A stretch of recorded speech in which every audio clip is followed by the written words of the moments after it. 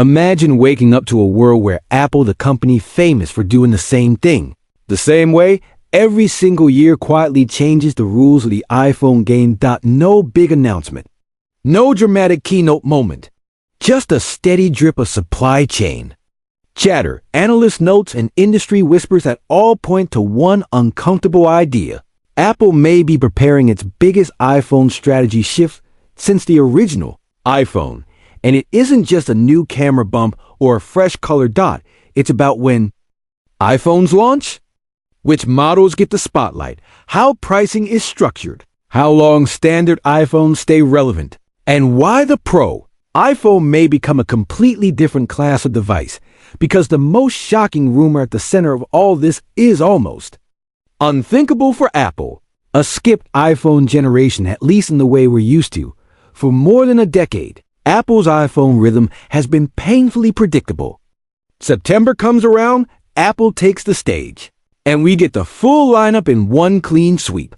The standard iPhone, the Plus or Mini, depending on the era. The Pro Max, sometimes with a surprise sprinkled in. One event, one marketing wave, one simple decision moment for buyers. But if the latest reports are even partially true, that everything in September era is fading fast. The claim. There may be no standard iPhone 18 launching in September 2026. Instead, Apple could keep the iPhone 17 as the main non-Pro iPhone for far longer than usual, stretching its shelf life well past the normal annual cycle. In the smartphone industry, where everyone fights for attention with new every year, that sounds risky. Even reckless. So why would Apple slow down on purpose? Because slowing down on the standard iPhone might be the key to speeding up everything else. This is the real story. Apple's iPhone lineup is getting too big to launch all at once. For years, Apple's strategy worked because the lineup stayed relatively simple. But lately, the iPhone family has quietly expanded in every direction. Apple keeps older models on sale longer. Rumors keep pointing to new categories: an iPhone E-style value model, a thinner Air-style iPhone, and eventually a foldable iPhone that will create an entirely new premium tier. Put that all together, and you're not looking at 4 iPhones anymore. You're looking at a future where Apple could be selling 8 or more iPhone models at the same time. And when you launch too many products in one moment, they don't just compete with Samsung and Google.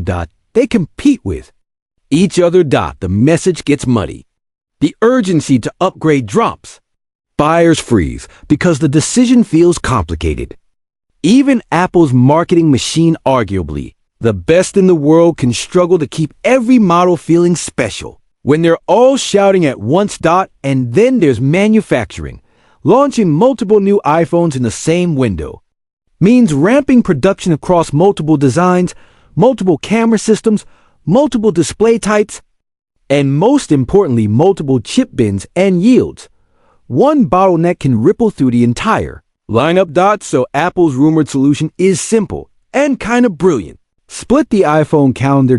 Instead of one giant iPhone season, Apple may create 2. In this new approach, the fall iPhone event becomes the premium stage. September would be for the headline devices: iPhone 18 Pro, iPhone 18 Pro Max, and potentially Apple's first foldable iPhone if it's ready. Those phones get the spotlight. They get the hype. They get the future is here narrative. Then the standard models move out of the fall entirely. Instead, Apple could launch the regular iPhone 18 in spring 2027, alongside a more affordable iPhone 18e, creating a second iPhone release window focused on value, practicality, and mainstream buyers. 2 iPhone moments, 2 marketing peaks, 2 separate audiences. And suddenly, the skipped iPhone 18 doesn't look like a mistake. It looks like strategy. Here's why delaying the standard iPhone could actually increase sales. Most people don't upgrade every year anymore. The 2-year upgrade cycle is normal. 3 years is common. Some people are stretching to 4 or 5 because modern phones are already fast, cameras are already good, and prices are already high. If Apple keeps the standard iPhone around longer, Mainstream buyers can walk into a store and buy a current model without the nagging feeling that it's about to be replaced in 2 weeks. At the same time, Apple reduces internal competition. The Pro models stop stealing attention from the standard models during the same launch window. The budget-friendly models stop undercutting the premium models when Apple is trying to convince people to spend the most money. And manufacturing becomes less chaotic. Instead of building everything at once, Apple spreads the pressure across the year. If there are display yield issues, camera module constraints, or next-gen chip supply limits, Apple has more room to breathe. From Apple's perspective, it's cleaner. From a business perspective, it's smarter. And from a marketing perspective, it gives Apple something it always wants: more control over the narrative. But this split schedule also reveals a deeper shift, one that affects what an iPhone even means going forward. Apple is drawing a hard line between Pro and non-Pro iPhones. If the standard iPhone slows down, the Pro iPhone is rumored to do the opposite. Everything we're hearing suggests Apple wants the iPhone Pro to feel less like the nicer iPhone and more like the powerhouse device. A phone that isn't just better than the standard model, almost a different category entirely.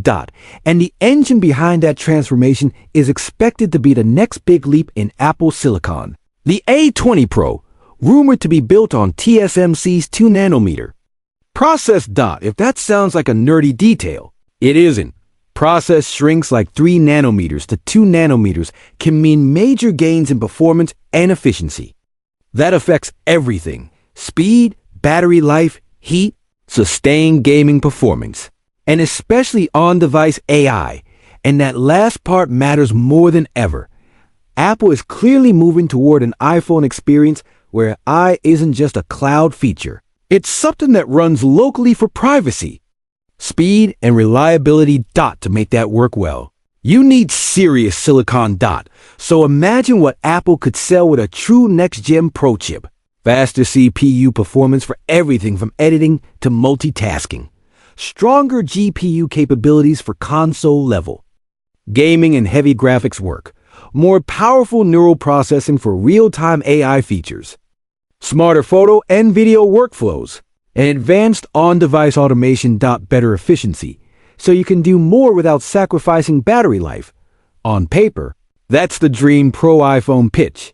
Not just a camera upgrade and actual computing leap. But here's the catch nobody likes talking about. Cutting-edge chips are expensive. Ridiculously expensive. Early production on a new node is difficult. Yields can be inconsistent. Manufacturing complexity goes up. Costs go up. In Apple, historically, does not love absorbing massive cost increases out of pure generosity. So if the iPhone 18 Pro truly becomes the first major 2nm iPhone, price increases suddenly become much easier to imagine. Not a token bump. Meaningful jump, especially if Apple stacks that chip with other premium upgrades, which leads to the next rumor that could change the look of the iPhone overnight. Design changes. You'll notice instantly, and ones you won't. For years, Apple has inched toward a cleaner front display, smaller bezels, smarter cutouts, fewer interruptions. Now, multiple leaks suggest Apple may take a real step forward. A smaller punch-hole front camera with Face ID sensors hidden under the display. If Apple can pull that off at iPhone scale with the reliability Face ID is known for, it would be a major visual evolution. It would also signal something important. Apple isn't just refreshing the iPhone Pro.